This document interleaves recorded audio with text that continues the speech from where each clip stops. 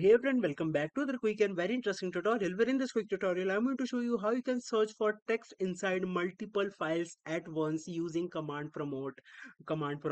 Now the problem is all file has to be in the text format or the log format as well. It will work for you. Now just simply run command prompt as administrator in your system. Once you do that, in this command line, you need to type this command, that is find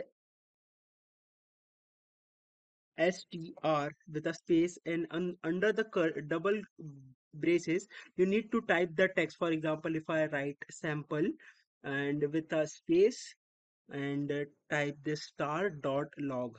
Now in this double braces you have to type the text that you want to search all around, and just simply hit enter. And once you do that, it will start finding the files. If you enter some valid text, and it will promote it will find the all the text among the all the files that matches with the following string.